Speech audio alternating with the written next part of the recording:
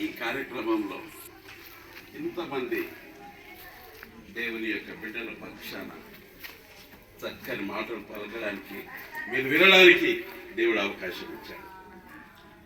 ఒక విషయం మీతో నేను చెప్పాలి, మీరు దేవునికి వందనాలు చెల్లించాలి. ఎందుకంటే దేవుని కలిగి మీరు జీవిస్తున్నారు. సంతోషమేనా మీకు? సంతోషమేనా?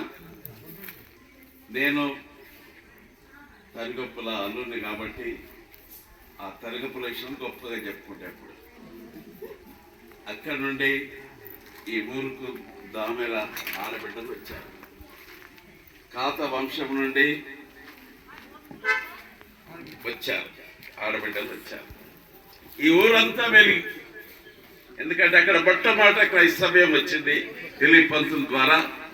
ఆ వాక్యము ఆడబిడ్డలు మంచిగా వాక్యంలో వేరుపారున్నారు. అక్కడ బిడ్డలు వాళ్ళని ఎక్కడ ఏ ఊరికి ఇచ్చినా అక్కడ ఒక సంఘం, అక్కడ ఒక వెలుగు, అక్కడ ఒక తేజస్సు వారు ప్రసరింపజేస్తున్నారు.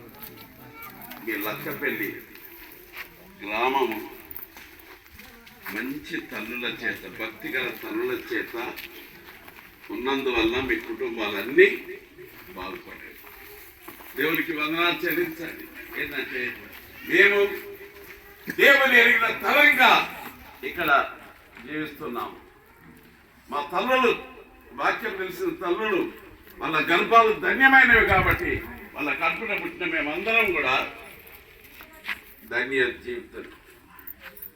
అదే రీతిగా మా ఆతులమ్మ కూడా తరుగప్పుల ఆడబిడ్డ కడుపులో పుట్టింది కాబట్టి ఆమె కూడా ధన్యజీవి అయింది. నేను మీకు ఒక మనవి చేస్తున్నాను, ఏంటంటే మీరు ఎక్కడున్నా కానీ ఒక్కొక్కరు ఒక సంఘంగా దేవుని వాక్యములు ఎదుగుతూ మీ పిల్లలను ఎదుగజేస్తూ రాణిస్తున్నారు. పేరు ప్రఖ్యాతులు ప్రతి ఆడబిడ్డ, ఇక్కడ నుండి విన్న ప్రతి ఆడబిడ్డ మీరు చక్కని సాక్ష్యంతో బ్రతుకుతున్నారు. మిమ్మల్ని అందరినీ దేవుడు దీవించగా. ప్రియమైన స్నేహితులారా, ఒక విషయం నేను చెప్పాను.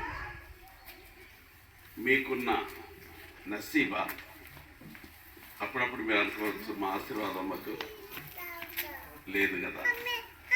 ఎప్పుడైనా ఊహించారా?